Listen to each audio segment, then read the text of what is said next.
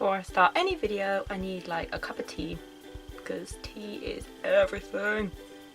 So hi everyone, I'm Alice, and today I'm going to be talking about a very different subject than I've covered on this channel before. I know I've only made a few videos, but this is a very different style of video, I guess. It's like information and a lot of talking, and I'm going to try not to edit it too much, but I'm going to also try to not make it like crazy amounts of time. So yes, we're going to get on with the video. This video is about my course that I do in college. I do a cash course. Cash is the exam board. It's a full-time course at college.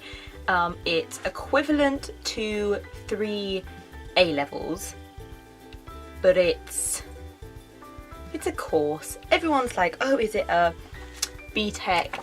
It's not a BTEC technically, and it's not an NVQ, I think the letters are. It's not that. It's, well, this says a VRQ on this booklet that I'm looking at. It says VRQ. It says VRQ. So I don't know, but yeah, I do level 3 childcare. I go to college full-time, 5 days a week. I will explain later how our days are split up and stuff like that. But yes, it is a full-time course, and therefore when people turn their noses up or they are like, oh, childcare, oh, you just play with kids all day, like, no we don't, sorry. Everyone decides that a BTEC, that a course, that a whatever is not as good as A-levels, and I think that you need to reconsider how you judge that, because unless you do both, you can't tell.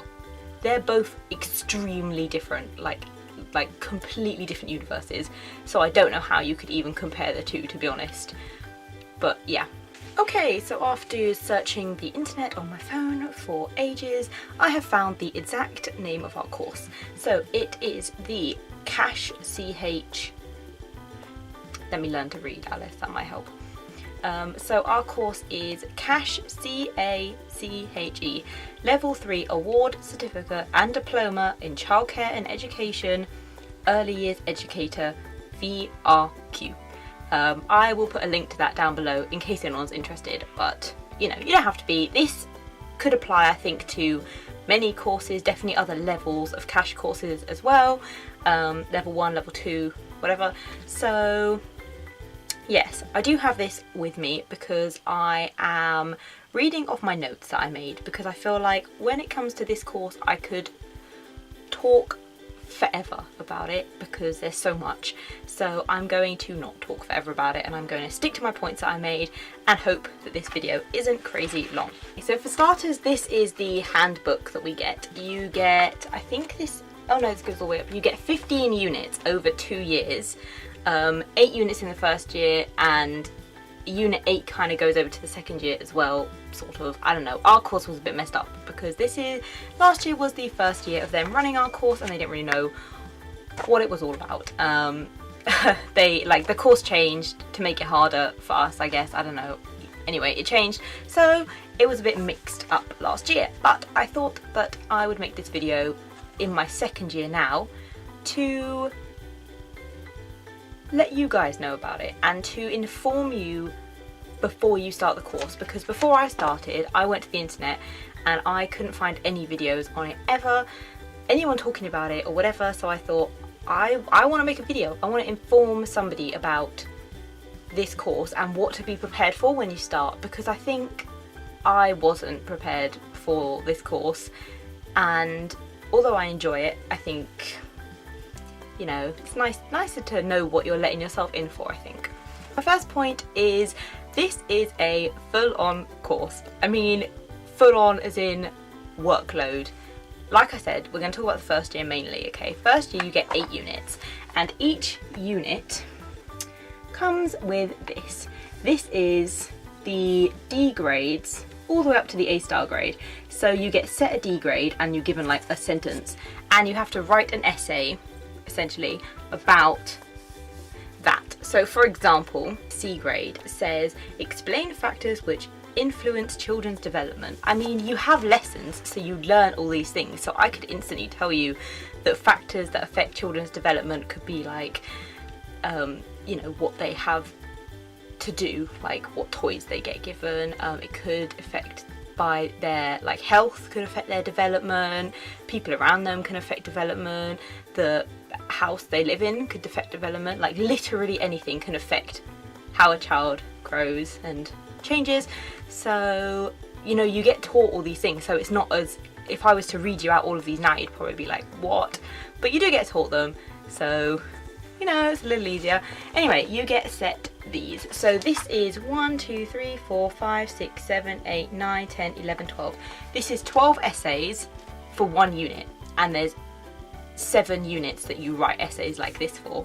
So 12 times 7 is, what, 84? 84.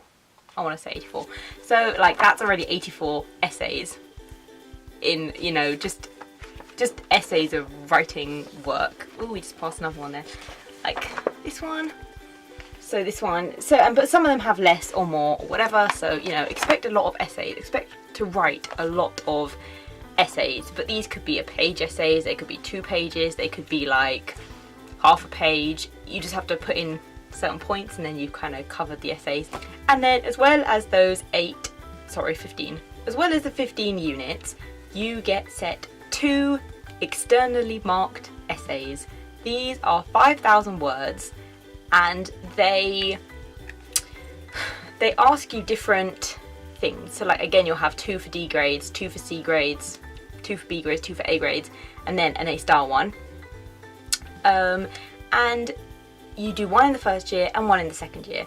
This is 5,000 words. That's a hell of a lot of words. Mine was like 20 pages, I think, because then you put in like quotes and you have to back up everything you say and whatever. It's a lot, but you know, you get help with it, and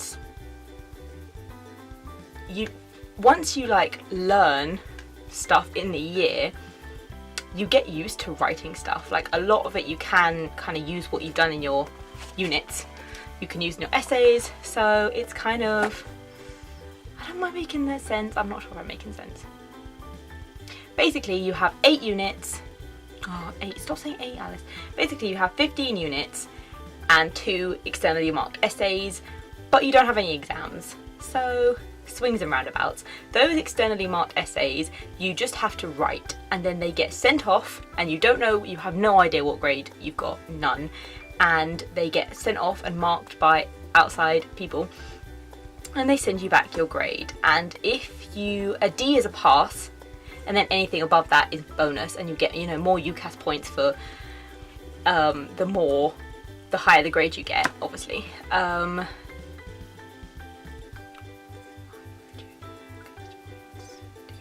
So as a D is a pass, but if you don't pass, you have to do a whole nother 5,000 word essay for that year, and then that gets sent off, and you just have to keep doing them until you pass. However, you know, no one in our class failed. No one in our class failed the thing, because a D grade, you literally have to write like, I think like 300 or 400 words for a D grade. Like we spaced it out, so it was kind of 300 or 400 words was a D grade. So, you know, you could write 1,000 words and just get a D, and you don't need to do any more than that. Obviously everyone just tries to get the highest they can, but if you didn't want to do that, then you can just try for the lower grades, or you can do whatever you want, basically. I don't know, yeah. So my second point is that yes, it's a 2-year course, and yes, people are going to turn their noses up at you when you tell them what you do, but at the end of the 2-year course, I get 4, if you got all A stars, like, so at the end, because it's equivalent to 3 A levels, you would get like 3 grades. So like if I got an A, you'd get 3, it would be classed as 3 A's. So I would get 420 UCAS points for all my A stars, and you can take those UCAS points, and you can kind of transfer them to, I wouldn't say any, but you can transfer them to a gigantic variety of courses, because in this course you can prove that you can do practical work because you you go and work with children, which I'll talk about in a minute. You can prove that you can write essays, that you can retain information and, you know, put them down on paper. You can prove that, I don't know, you can prove that you can do lessons, essentially. That's what you're proving in school, is that you can prove that you can learn stuff. Another thing you can do with your level 3 qualification is you can go off and work in a nursery. If you don't want to go to university, this is a great option, like a really good option. A level 3 qualification, like any nursery is going to take that, because that's what you need to be a nursery teacher. Like a level 2 qualification will let you work in a nursery, but you won't be allowed, I think it's that you can't be like left alone on your own with the children. Obviously you still have ratios, so you can only be left alone with like 3 or 4 children. But if you only have a level 2, then you can't be, like you don't have enough of a qualification, basically. So a level 3 is like the next one up. It means you can work in a nursery, earn like full nursery salary, I guess, yeah. And you can be like left alone with kids and, you know, be their key person and all this kind of stuff. So if you didn't want to go to university, or you wanted to have a gap year and, you know, earn some money in that year like a lot of people do, you can go and work in a nursery for a year, then you can go to university because you've still got those points. Point 3 is that you get sent off to a placement. Over 2 years you get sent to 3 different nursery settings: a 3 to 5 year olds, baby room, which is technically 3 months to a year and a half, I think, but you know, there isn't many 3 months old that goes to nursery. It's usually like 5 or 6 months to a year and a half. And then you go to a toddler room, which is 2 years, or like 1.5 to 3, I guess. You get sent to these nurseries, and, you know, some of them are fantastic, some of them maybe not so fantastic, but you could probably swap them. Anyway, that's not the point of this bit. So you get great experience. Firstly, you get experience that you can then take to your life. Like, I can take that to, you know, another nursery if I wanted to work there after and be like, oh, this is my recommendation that I got from this placement, this is my whatever. Or you can take them to the uni and you can show that you've got experience, because the most thing that unis want to see is that you've got experience in something that you want to do. And therefore, you know, I've already got that. Like, I've got that just through my course. I didn't have to do anything in summer holidays or in any holiday. I can just take my course with me and that will be everything covered. This point is kind of 2 points in one. The first one I want to say is that it is a lot of work. As I showed you with this book, like, this book is just all our work that we have to do. So, you know, it is a lot, and you definitely need to keep track of it all. There is no way that you can just be like, just leave it to, you know, later, like, yeah, I won't do it this weekend, I'll do it next weekend, because by next weekend you will have already got set 4 or 5 more pieces of work to do, and you can't keep track of them all like that. You need to be on the ball with every single piece of homework you get set. I mean, obviously everyone's gonna be like, oh, do it the night it's set and then it's done and out the way, but let's be realistic. Like, I never do my work the day it's set, although I'd love to tell you guys that I did, but I don't. But I do try and get it done before the night before. Like, with GCSEs, I always used to leave every single thing was left until the night before or the morning of, and I was in such a panic all the time because I never did anything, like any homework, when it was set. I do try to do it before it's due. Like, if, you know, we get set it on a Monday and it's due for the following Monday, I won't leave it until Sunday night. I'll try and do it on like Thursday, Friday night, something like that. Maybe even Saturday. Like, at least it's not the night before, because then if something happens, you still have time to redo it or add bits to it, or to help out friends who don't know what they're doing, and it makes you a lot less panicked in itself. And my second part, to point 4, is basically to get used to other people thinking that what you do is easy, because they just don't understand. And that's okay, because I don't understand what they do. Like, people are always like, oh, A-levels are so difficult, and I can't judge if A-levels are difficult because I've never done them. You can't then judge me on, you know, childcare being easy because you've never done it easy either. You've never had 5 kids crawling on you, like trying to like stamp on your head while you're trying to read another one a book and teach another one about the names of instruments. Like, you've never, you know, you've probably never done that, so therefore you can't judge me. Definitely not easy, but I think if you enjoy something, always go for it, because if you enjoy something, you're going to be 1000% more likely to put in all your effort and, you know, try your hardest with it. And so I think that's definitely a bonus. So if you are looking to be any kind of teacher, you're looking, you know, primary school teacher, whatever, if you're looking to work in a nursery, if you're looking to work in like daycares or whatever, I would say definitely search up cash and see if there's any places around you that do different types of courses. Level 1 is 1 year, level 2 is 1 year, and level 3 is a 2-year course, and basically it's like the stages. I hope you've enjoyed this video. If you have any questions about courses in general, about colleges, about childcare, about anything that I've mentioned in this video, please comment down below with them. I will be totally happy to try and answer anything that you ask me. Or if you have any other video ideas that you want to see me do, maybe something else to talk about, I'll be happy to do that too, so link them in the comments, like comment down below.